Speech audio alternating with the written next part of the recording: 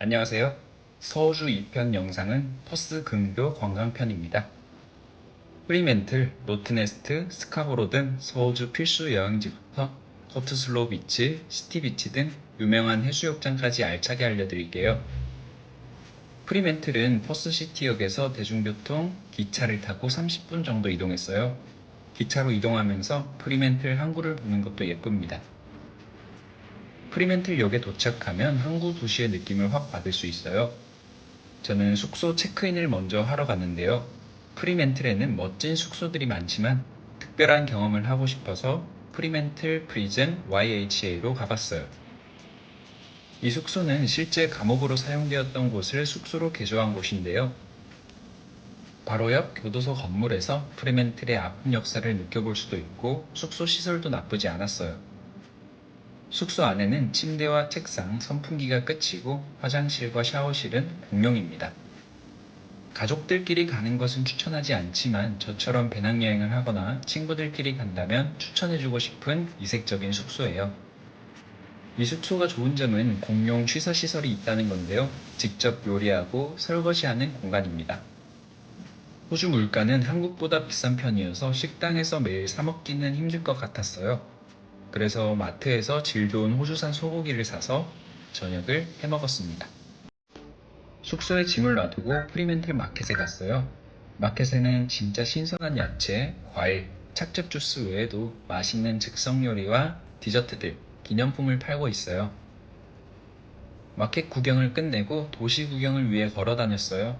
길을 가다 보면 노래, 춤, 마술 등 다양한 공연도 볼 수 있고요. 긴 역사가 느껴지는 멋진 프리멘틀 시청도 볼 수 있어요. 그리고 예쁜 건물들도 많이 볼 수 있습니다. 그냥 걷기만 해도 힐링이 되는 도시예요. 그리고 프리멘틀은 보행자 우선 도시라서 자동차들도 천천히 다닙니다. 안전하게 다닐 수 있어요. 길을 걷다 보면 모든 건물들이 다 이야기를 갖고 있는 것 같아 자세히 구경하게 되는데요. 라운드하우스라는 곳을 가봤어요. 라운드하우스는 1831년에 지어져서 서호주에 남아있는 가장 오래된 건물인데요. 현재는 방문객들에게 개방되어서 안까지 들어갈 수 있습니다. 라운드하우스 내에도 산책하기 좋은 잔디밭도 있고 인도양으로 나가는 배들과 항구를 구경할 수 있으니 쉬어가는 것도 추천드립니다.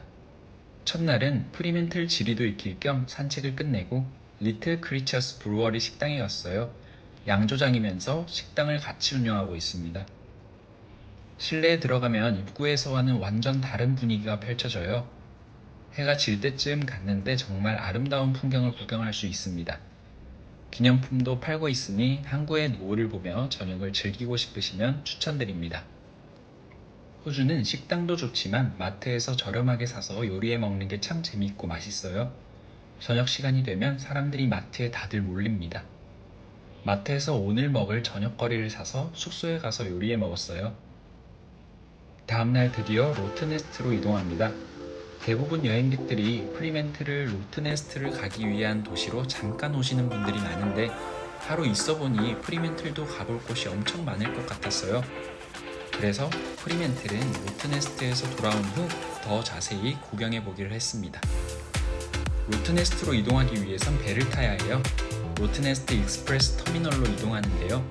프리멘틀 역에서 10분 정도만 걸어가면 배 선착장이 나옵니다. 바닥에 가는 길이 표시되어 있고 빨간 배너가 있는 매표소로 이동해서 표를 체크해요.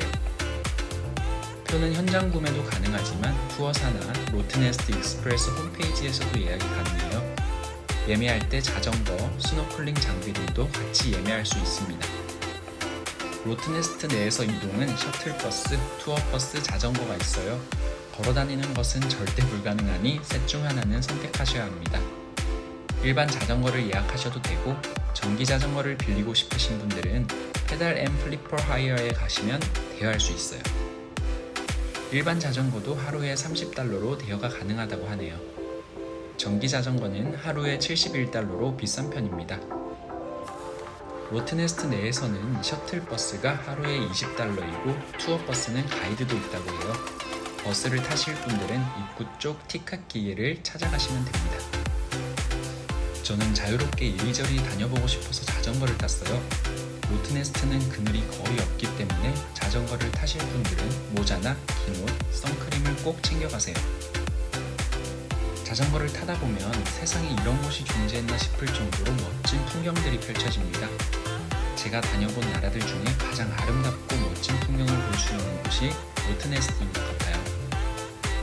자전거를 타고 가다 보면 그렇게 보고 싶었던 쿼카들이 군데군데 있습니다. 쿼카들도 햇빛을 피해서 나무 아래에 쉬고 있거든요.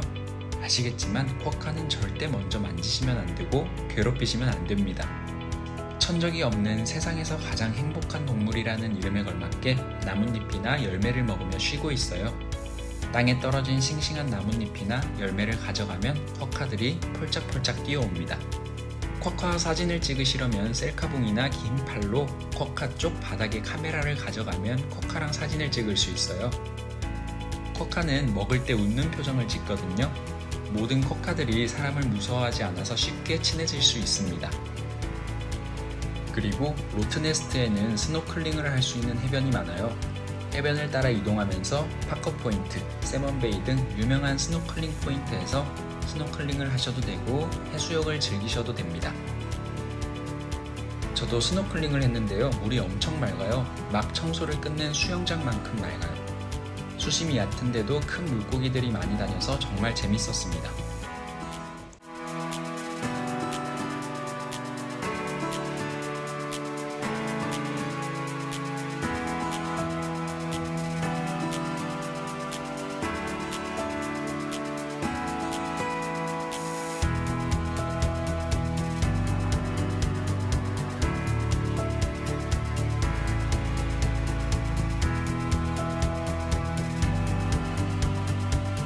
자전거를 타고 이리저리 돌아다니다 보면 핑크 호수도 있어요. 소금기가 많아서 들어가 보진 않았지만 눈으로만 봐도 아름다움을 느낄 수 있었습니다. 로트네스트를 반나절 행복하게 구경하고 나서 선착장으로 돌아갔어요. 선착장 옆에는 박물관도 있고 맛있는 음식들과 기념품을 파는 마을이 있으니 꼭 한번 구경해보세요. 저는 로트네스트 베이커리에 가서 미트파이와 로스트 치킨을 사 먹었어요. 로트네스트는 음식도 다 맛있습니다. 대부분 식당들이 노쿼카존인데 쿼카들이 그냥 들어옵니다. 음식을 먹지는 않고 식당 위에서 떨어진 싱싱한 나무 열매를 먹더라고요. 건너편 시모스 젤라또도 맛있으니 한번 드셔보시길 추천드립니다. 이렇게 꿈에 그리던 로트네스트 여행을 끝내고 다시 프리멘틀로 돌아갔어요. 다음날 일어나서 본격적으로 프리멘틀 쇼핑을 시작했는데요. 신선한 과일도 사고 착즙 주스, 다양한 나라의 음식들도 사 먹었어요. 활기가 넘치는 프리멘틀 시장은 매일 가도 재밌으니 꼭 가보시길 추천드립니다. 프리멘틀에는 카푸치노 거리가 있어요. 그 중에서도 수요 미식회에 나왔던 제일 유명한 지노스 카페를 갔어요. 코코아 파우더가 올라간 카푸치노가 정말 맛있으니 한번 들려보시길 추천드립니다. 프리멘틀은 하루만으로는 구경할 게 너무 많아요. 시간 여유가 되시는 분들은 프리멘틀도 여유롭게 즐겨보시길 추천드립니다. 이제 스카보로로 이동합니다. 프리멘틀에서 스카보로까지는 버스나 기차로 1시간 정도면 이동하는데요. 스카보로는 퍼스의 다른 도시들에 비해 매우 여유롭고 힐링이 되는 도시예요. 모든 사람들이 여유를 즐기며 쉬고 있어요. 시간이 엄청 천천히 가는 느낌을 받는 도시였습니다. 스카보로 비치 바로 맞은편에 있는 더 피치핏에서 맛있는 버거를 먹고 숙소로 이동했습니다. 친절한 주인이 운영하는 아파트를 에어비앤비로 예약했는데요. 스카보로는 건물들이 전체적으로 낮아서 높은 층으로 숙소를 잡으면 멋진 경치를 감상할 수 있어요. 에어비앤비 숙소에서 바라본 스카보로 전경을 좀 볼게요.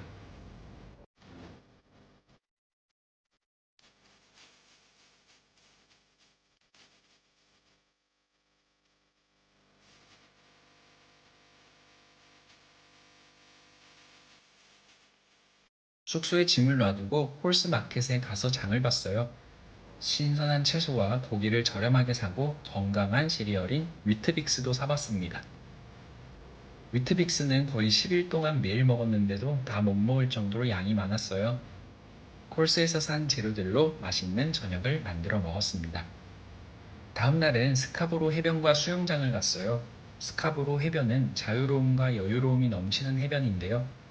저는 만약 호주에서 평생 살라고 하면 스카보로에서 살고 싶다는 생각을 했어요.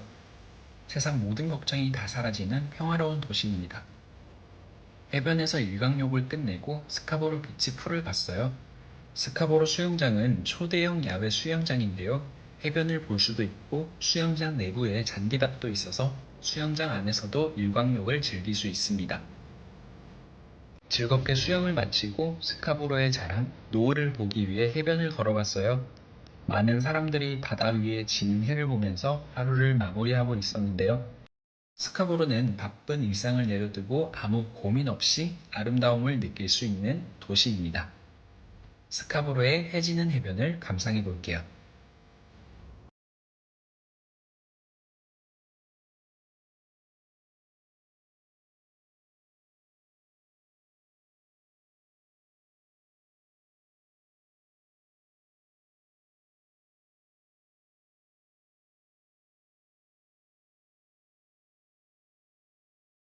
저는 스카보로의 해변을 매일 즐겼어요. 스카보로에서 먹었던 맛있는 음식과 디저트들을 한 번에 소개해 드릴게요.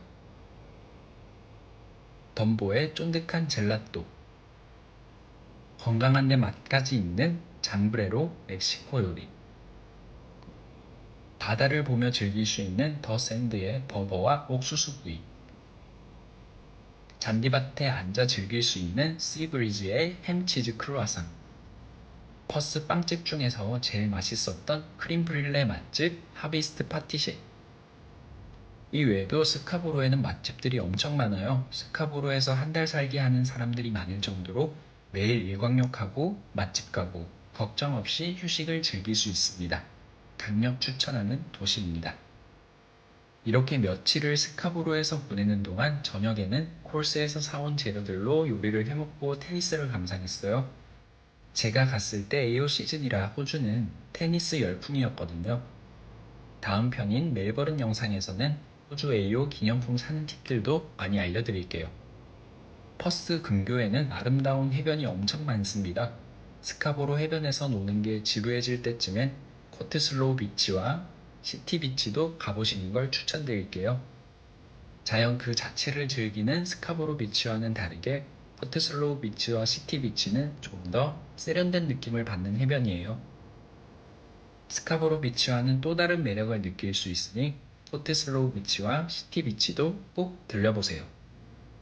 이렇게 서호주 2편 퍼스 근교 영상을 끝내고 다음 영상에서는 호주 제1의 도시 멜버른 영상으로 만나 뵐게요. 궁금한 게 있으시면 댓글로 물어봐 주세요. 그럼 안녕!